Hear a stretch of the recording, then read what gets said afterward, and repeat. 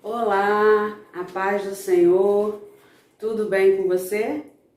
Estamos aqui mais um dia para juntos compartilharmos a palavra de Deus, a lição da Escola Bíblica Dominical para este domingo, a classe de casais. Nós estamos com material novo, o pastor passou para a gente um material novo e não sei se de um livro ou de revista própria para EBD, creio que revista própria para EBD, porque essa é a lição 1, Família Cheia da Graça, lições da Palavra de Deus. E como somos classe de casais, vamos estar aí começando mais uma lição voltada para casais, voltada para casamento, voltada para a família, tá bom? A gente vai estudar hoje a lição 1, que tem como nome Casamento, Lugar Onde Tudo Começa. Mas antes nós vamos estar orando ao Senhor, pedindo a bênção dele sobre as nossas vidas, sobre esse estudo e sobre as nossas famílias. Vamos orar? Senhor, nosso Deus, nosso Pai, nós te louvamos, te agradecemos, ó Deus, por tudo que tu és, por tudo que o Senhor tem feito nas nossas vidas, ó Pai. Louvado seja o teu nome, Senhor. Somos gratos, temos o nosso coração cheio de gratidão pelo teu amor, pelo teu cuidado, pela tua bondade, pelas tuas misericórdias que se renovam a cada manhã. Ó Deus, nos abençoa agora no momento do estudo da tua palavra, que possamos aplicar em prática, Senhor, isso que vamos aprender hoje, ó Pai. Abençoa, Senhor, cada pessoa que está vendo esse vídeo, cada casamento, ó Deus, que se porventura existirem pessoas aqui que estão passando por dificuldades no casamento, ó Deus, entra com providência, em nome de Jesus, Senhor. Abençoa também os filhos, Senhor. Ó Pai, abençoa a família, para que haja harmonia familiar nessa família, para que haja paz nessa família, e que essa família, Senhor, que está nos ouvindo agora, Senhor, possa ser extremamente abençoada pelo Senhor. Nós oramos agradecidos no nome poderoso de Jesus. Amém e amém. Bem, estamos ainda naquela questão do isolamento social, da pandemia. Então, como povo de Deus, não podemos nem conseguimos ficar quietinhos em casa, né? A gente precisa estar falando, a gente precisa unir forças, medidas, esforços para que possamos estar juntos, né? Porque a gente não consegue ficar sozinho. E a gente vai estar então lendo, quero convidar você a abrir a sua Bíblia. Como a gente vai falar que casamento é o lugar onde tudo começou, qual será o texto que a gente vai ler? O texto onde narra o começo de todas as coisas, que é o livro de Gênesis. Então, dá tempo de você correr, pegar a sua Bíblia, tá bom? Se você tiver com o celular, abre no celular, mas dê preferência à Bíblia escrita. E vamos lá abrir Gênesis 2, nós vamos ler de 18 a 24. Gênesis 2, de 18 a 24. Diz assim a palavra do Senhor. E disse o Senhor Deus, não é bom que o homem esteja só. Far-lhe-ei uma ajudadora que esteja como diante dele. Havendo, pois, o Senhor Deus formado da terra todo animal do campo e toda ave dos céus, os trouxe a Adão, para este ver como lhe chamaria. E tudo que Adão chamou a toda a alma vivente, isso foi o seu nome. Legal, né? E Adão pôs os nomes a todo gado, e às aves dos céus, e a todo animal do campo, mas para o homem não se achava adjutora que estivesse como diante dele. Então o Senhor fez cair um sono pesado sobre Adão, e este adormeceu, e tomou uma das suas costelas, e cerrou a carne em seu lugar. E da costela que o Senhor Deus tomou do homem, formou uma mulher e trouxe-a a Adão. E disse Adão, essa é agora osso dos meus ossos e carne da minha carne. esta será chamada varoa, porquanto do varão foi tomada. E o último versículo 24, que é um versículo importantíssimo, que diz assim: portanto, deixará o varão o seu pai e a sua mãe, e apegar-se-á a sua mulher, e serão ambos uma só carne. Esse versículo ele é muito importante. Eu não vou nem explicar ele agora não, mas eu vou ler de novo. Olha só que interessante. Deixará o homem o seu pai e a sua mãe, e apegar-se-á a sua mulher, e serão ambos uma só carne.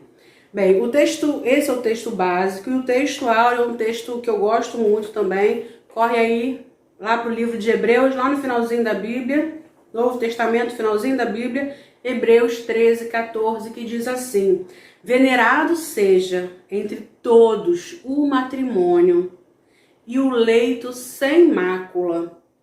Porém, aos que se dão à prostituição e os adúlteros, e aos adúlteros, Deus os julgará. Venerado, sagrado, bendito seja o matrimônio, o casamento e o leito sem mácula, que não há infidelidade. Bendito aquele casamento em que há fidelidade, que não há infidelidade. É um texto que eu gosto muito. Bem, então vamos lá. O primeiro tópico dessa lição vai falar sobre os males da solidão e as respostas do Éden. Bem, todo mundo tem algumas frases, alguns filósofos que falam, e tem ditados populares, e tem textos na Bíblia que falam acerca de solidão. E a gente sabe que o homem é bíblico, e os cientistas sociais, os psicólogos também falam sobre isso, que o homem ele não foi criado para ficar sozinho. E aí você pensa numa coisa, sempre quando eu penso assim, que o homem não foi criado para viver sozinho, eu me lembro da solitária, né, da prisão, da cadeia, da solitária, né? Alguém cometeu um crime e vai para a cadeia. E se lá dentro ele cometer coisa pior, ele vai para a solitária. Um castigo pior, mais doloroso, ruim. E ninguém dos presidiários, dos presos, querem estar na solitária. Para você ver como é ruim viver sozinho. Como é ruim se sentir só, sentir solidão. E a palavra de Deus afirma que o homem não foi feito para estar sozinho. E tem uma pesquisa aqui, que está mencionada aqui por um professor de psicologia da Universidade de Chicago, nos Estados Unidos, que ele fala que a solidão ela pode ser tão nociva quanto o cigarro, o fumo. Olha que estudo interessante, né? Depois você dá uma pesquisadinha aí no Google, vê se você acha mais coisas a respeito disso. E a gente sabe mesmo, né, que em condições de uma solidão extrema, onde você não tem contato mais humano nenhum, o indivíduo pode até enlouquecer. Olha que forte isso, né?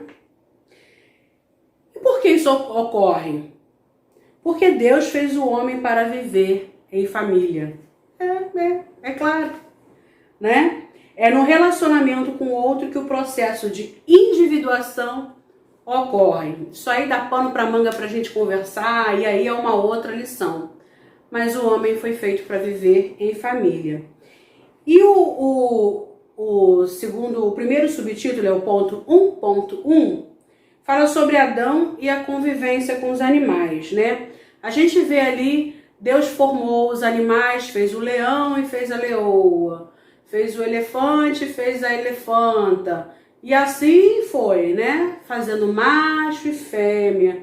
E Adão foi olhando aquilo, né? Interessante, o leão tem uma leoa, e foi observando e como é que eles se encaixavam e davam tão certo. E Adão foi vendo tudo aquilo. E os dois primeiros capítulos de Gênesis falam sobre, relacionados à origem do universo, dos animais e do homem.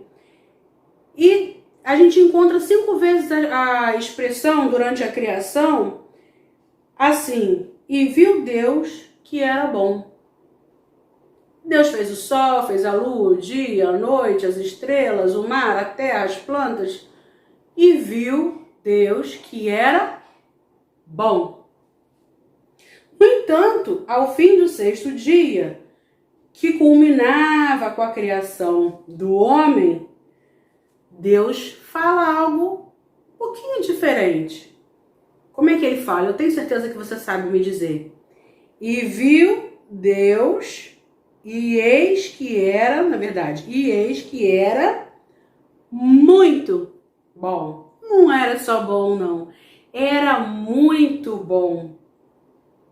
E aqui nós temos o homem como a coroa da criação. Ele podia ter criado o homem primeiro e depois ter feito os animais, né? Não, ele fez tudo. E deixou o homem para ser a coroa da criação, o homem e a mulher, né?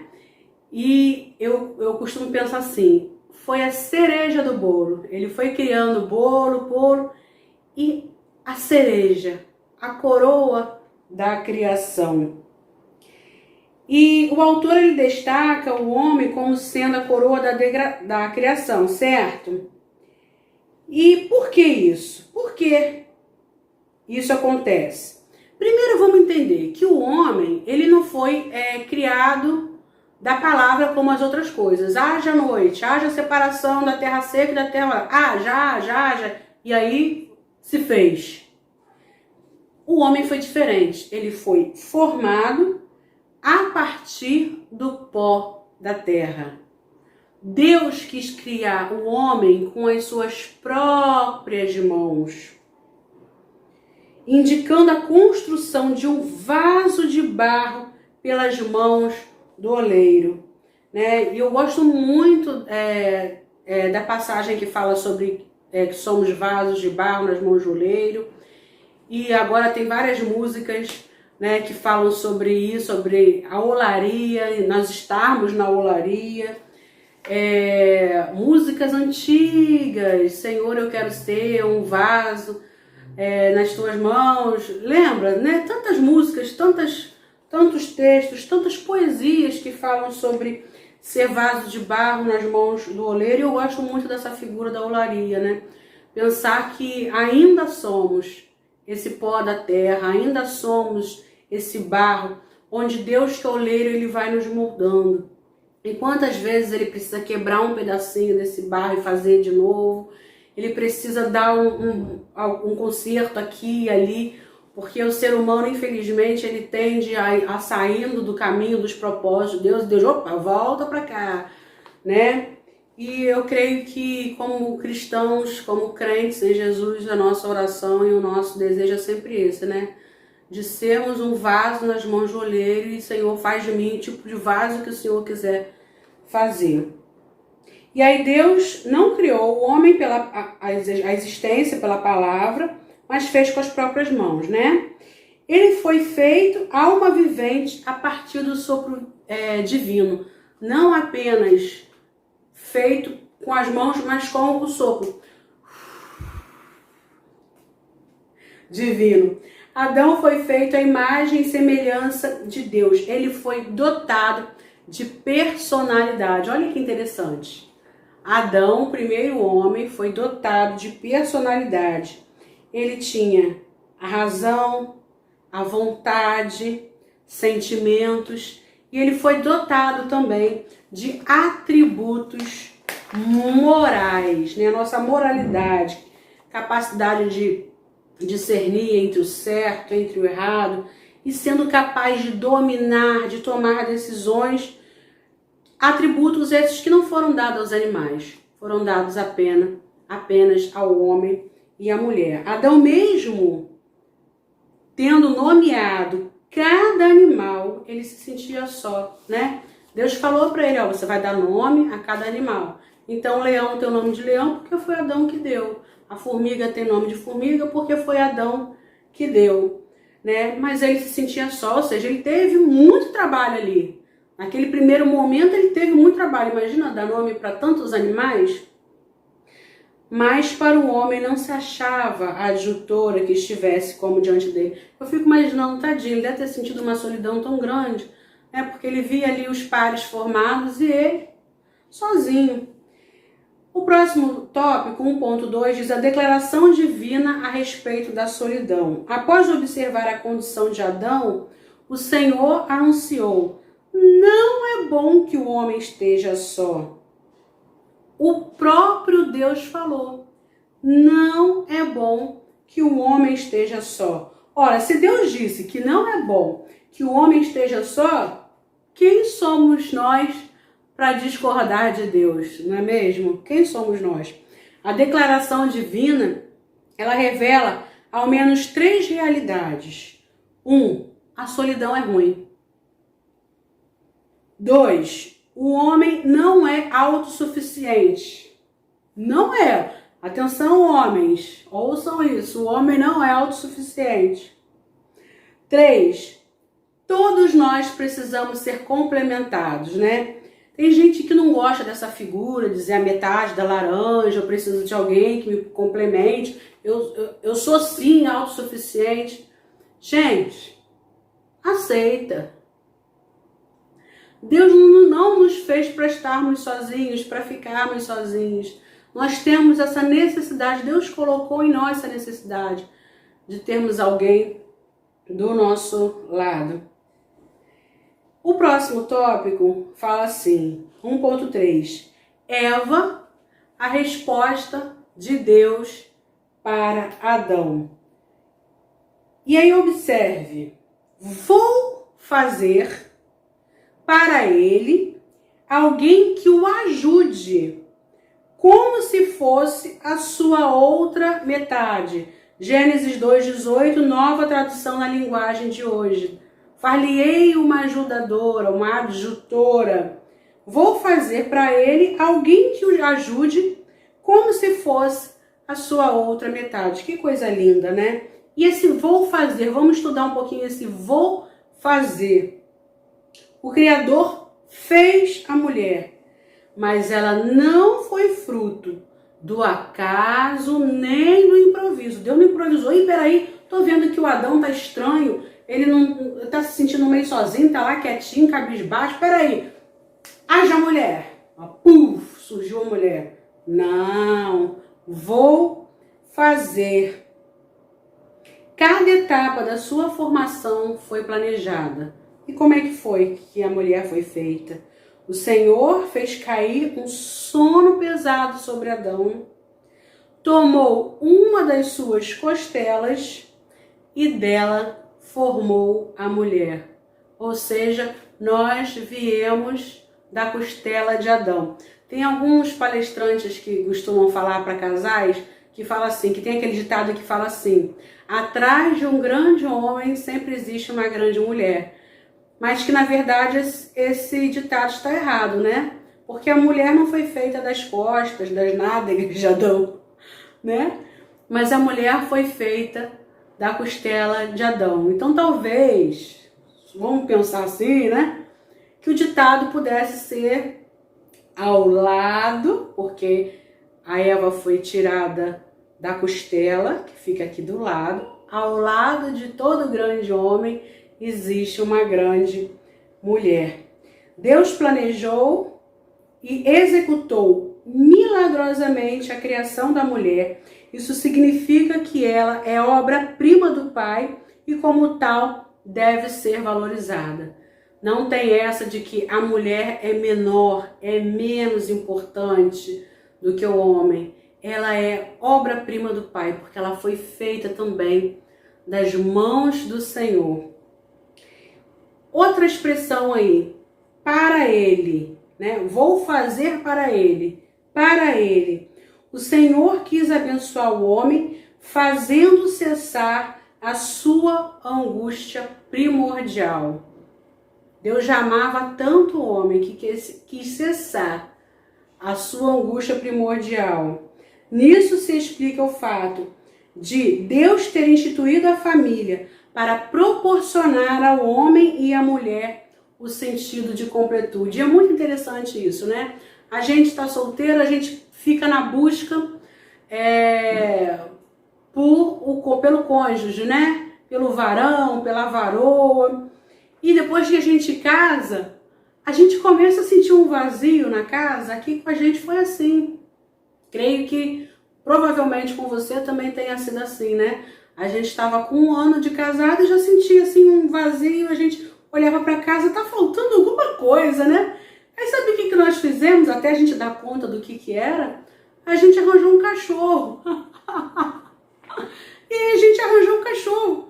Mas o cachorrinho, ela tem um filhotinho. Ele não satisfez aquela sensação de que estava faltando. Existia uma falta.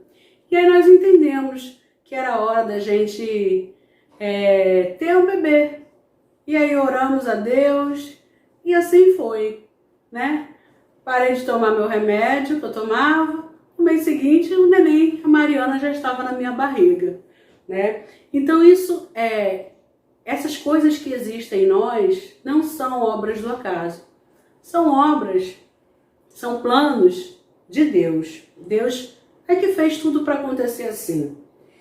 A outra parte do versículo, né? Vou fazer para ele alguém que o ajude. Então a gente vai agora ver alguém que o ajude, não alguém que o domine. Eu achei interessante que o autor da lição colocou isso, né? Não alguém que o domine, porque se deixar, tem mulher que quer dominar o homem. E a palavra de Deus nos ensina que o cabeça da família é o marido. O chefe da casa é o marido. A mulher fala, dá opinião e tal, mas a última palavra é do marido, né? E aí a gente sempre está conversando com casais e a gente fala isso. A gente só não pode, mulher, a gente tem que se segurar, né? Porque depois que o negócio der errado, bem feito, eu te falei, eu bem te avisei que a gente tem uma vontadezinha de fazer isso, né? Mas o chefe da casa, o chefe da família é o marido. E esse termo adjutor ou ajudadora não tem nada a ver com ser escrava, não é no sentido de ser escrava. Nós não somos escravos, não somos escravas. Somos auxiliadoras ou cooperadoras nas conquistas. O marido, olha, estou pensando da gente construir mais um quarto na casa. Vamos, o que você acha? Vamos, eu vou te ajudar, vou aproveitar e vou trabalhar um pouquinho mais para a gente conseguir um pouco mais de dinheiro. Ou eu vou com você, eu vou ajudar você a levantar as paredes. Pode deixar que na parte de pintar o quarto sou eu que vou pintar, nesse sentido. Não só também de conquistas físicas, mas de ser ajudadora nas questões emocionais.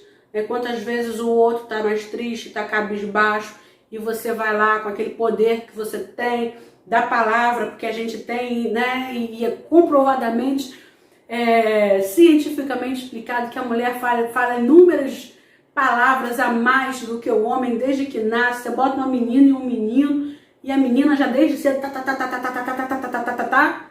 né? Então, mas com palavras de sabedoria, não em quantidade, né? Nesse caso que eu tô falando. Em palavras de sabedoria, a gente levanta o marido, a gente ajuda o marido. E a última parte do versículo, a expressão como se fosse a sua outra metade. Essa expressão aponta para a capacidade criativa e racional da mulher. Para auxiliar é preciso ser dotada de competência intelectiva. Eu gostei muito desse negócio. Aí, elogiou as mulheres, eu gostei, né? E a gente tem uma capacidade criativa mesmo, a gente é criativa, a gente tem, né? Se a gente até pensar em coisas básicas, por exemplo, de um arroz dormido há 3 dias na geladeira, a gente faz aquele arroz de frango com forno, de frango no forno, né? Cremoso, colorido, com ervilha, com milho. Para você que gosta de passas, não é Natal, mas aí você coloca passas. Que delícia, bota um requeijão. Que delícia, a gente tem essa capacidade criativa. E a gente precisa usar essa capacidade criativa também dentro da família. Para ajudar o marido, para ajudar os filhos, para criar os filhos. Pedindo sempre a Deus sabedoria. O segundo capítulo da lição fala a formação da família mediante o casamento. A união que forma as famílias ao redor do planeta é tão importante para a civilização que os povos, de acordo com as suas próprias culturas e crenças, criaram seus cerimoniais, a fim de ressaltar a importância dele. Então, o casamento é importante, a gente vê cerimônias e ritos de casamento, de união pelo mundo inteiro, né? Vamos então definindo o termo casamento. 2.1. A sociologia faz distinção entre casamento e família. Enquanto o casamento seria o ato, o evento, o processo que se atrela à cultura, a família seria a instituição social.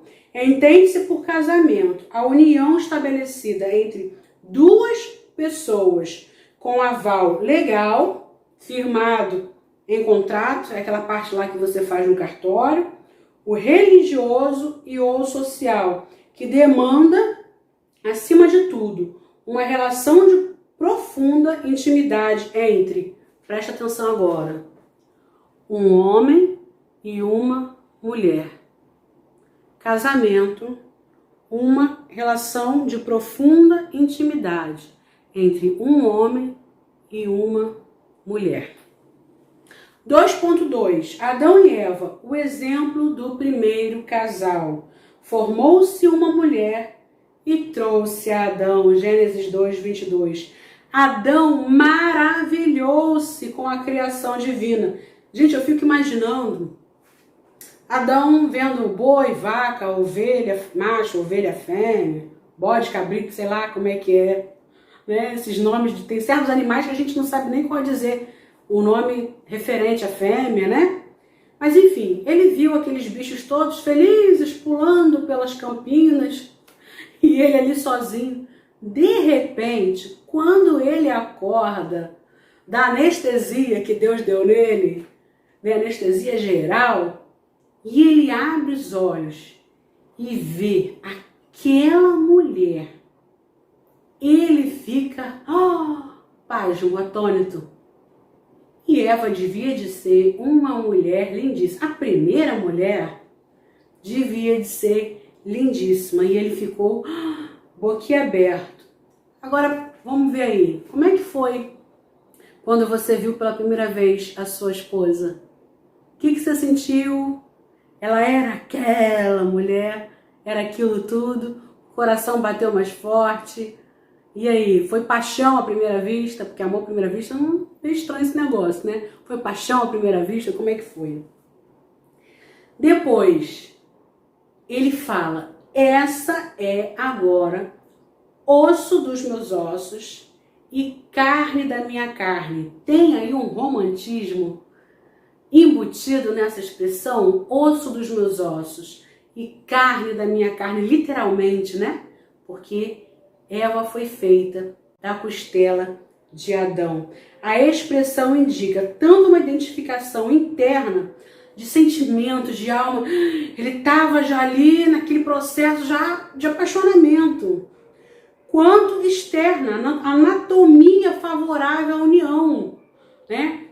É igual aquele brinquedinho Lego, né? Ele viu que a anatomia permitia, né, a união, então fisicamente era compatível. E que coisa linda e maravilhosa. Eu fico, se eu tivesse a oportunidade de ver pessoalmente essa cena, eu gostaria muito. Deve ter sido uma cena, esses filmes de romance, de Hollywood, eu acho que seria nada, né, diante daquela cena maravilhosa, da criação do homem e da mulher, e depois até da união física de Adão e Eva. Depois ele diz assim, Adão diz assim, essa será chamada varoa, porquanto do varão foi tomada. Há um trocadilho no hebraico, assim, isha, quer dizer varoa, deriva de ish, varão. Na prática, quando um ofende o outro, na verdade, ofende a si mesmo. Depois você confere lá em Efésios 5:28. Quando você está fazendo algum mal, você fala alguma coisa feia para sua esposa, você está fazendo um mal contra você mesmo. E cuidado com isso. Cuidado com as palavras que você usa. Porque vocês são uma só carne. Se você atinge o outro, mulher, se você atinge o seu marido, você está atingindo a si mesma. Tá bom? Isso é muito sério, isso é bíblico. Vamos atentar para essa questão. E depois o texto fala assim, encerra assim: deixará o varão, o seu pai e a sua mãe, e se apegar-se-á a sua mulher. Após o casamento, o casal deve assumir as responsabilidades da vida a dois. Não deve existir essa de casar para viver um quartinho dentro da casa da mãe e do pai, né? Eu preciso deixar fisicamente meu pai e minha mãe. Eu preciso começar a deixar também emocionalmente. Eu falo começar a deixar porque é um processo mais longo. Você deixar emocionalmente o seu pai e a sua mãe e buscar a Deus a fim de construir uma história em comum. Você vai casar e você não vai mais viver a história que você vivia na casa dos seus pais. Você não vai ser mais filho, mas também não vai viver o casamento que seus pais vivem. Você vai construir uma nova história e o seu casamento vai ser um outro casamento. Você não vai repetir os erros do seu pai e de sua mãe, isso é muito comum. Se os meus pais brigavam muito, eu vou ter um casamento em que eu brigo muito com meu marido. Se o meu pai batia na minha mãe, eu vou ter um marido que me bata. Muito cuidado com isso, esses ciclos devem ser quebrados. Se você tem um exemplo de casamento ruim dos seus pais, ore e se esforce para que você faça ao contrário do que você aprendeu. 3. As características do primeiro casamento. Vivemos num tempo em que existem diversos tipos de uniões, infelizmente. Não é assim? Mas, segundo a palavra de Deus, uma família propriamente dita possui algumas características essenciais. A primeira é o padrão de monogamia, né? Deus fez uma Eva para um Adão. Fez Eva para Adão. Deus não fez Eva e Maria para Adão. Deus fez apenas Eva para Adão. Apenas uma mulher foi criada e dada ao homem. Essa realidade ressalta o fato de que a monogamia é o padrão de Deus para o casamento. Existe aí nos meios de comunicação, nas mídias, estudos que têm falado de que o homem ele é polígamo. Ele foi feito para ter várias parceiras e parceiros sexuais, que o homem e a mulher não conseguem ter um. Isso é uma teoria diabólica, isso é uma teoria que não vem da parte de Deus, isso é algo diabólico para destruir as famílias. O padrão de Deus para o casamento é a monogamia, homem e mulher, um homem e uma mulher. Evidentemente, na história da civilização, outros tipos de união, a gente vai até ler a Bíblia e vai ver que no Antigo Testamento era muito comum isso.